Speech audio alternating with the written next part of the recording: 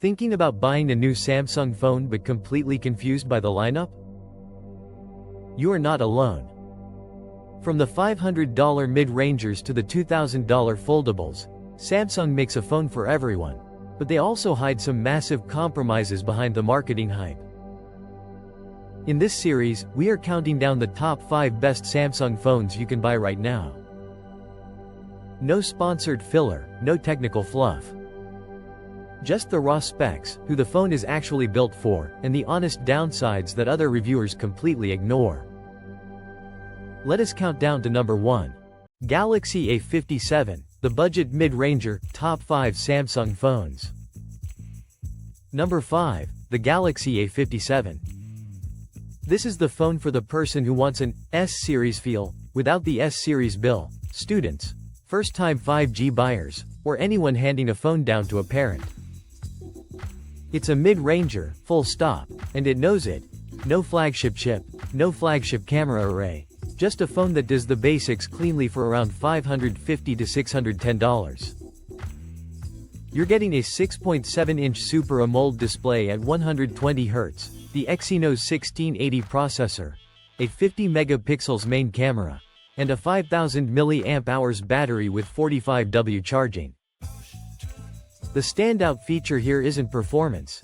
It's IP68 water resistance and Samsung's 6-year OS update commitment, which is unheard of at this price tier.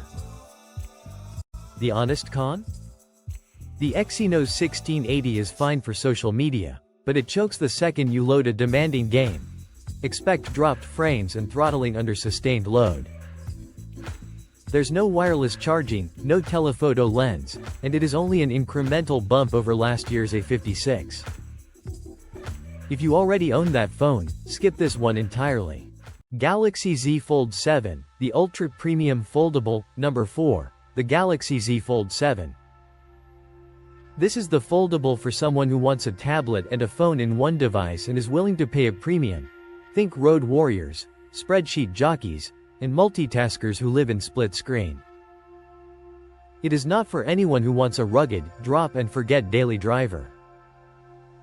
Samsung finally nailed the form factor, 8.9mm folded, running the Snapdragon 8 Elite for Galaxy with a 200 megapixels main camera.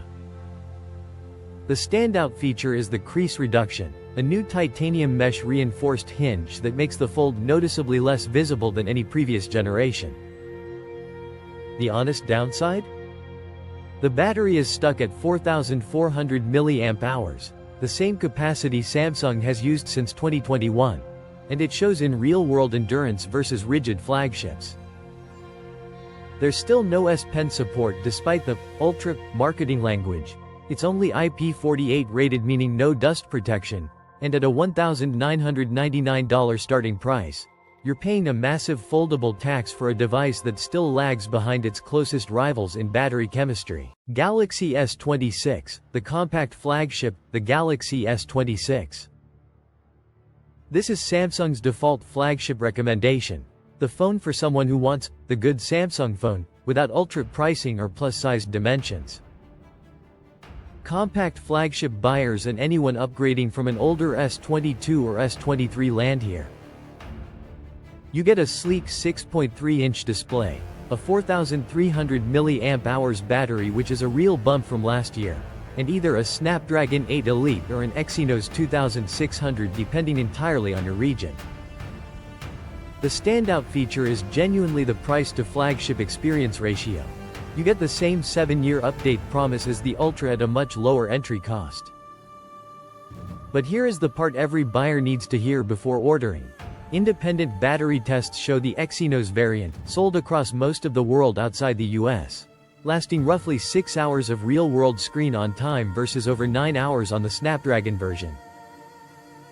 That is a massive 30% performance gap on an identical battery, and Samsung does not make that distinction obvious. Galaxy S26 Plus, the smart battery buy. Number 2, the Galaxy S26 Plus. This is the no-compromise middle child, for buyers who want ultra-tier battery stamina and screen size without paying extra for an S Pen or a 200 megapixels camera they will never fully use. It's the phone tech reviewers quietly call the smartest buy in the entire lineup.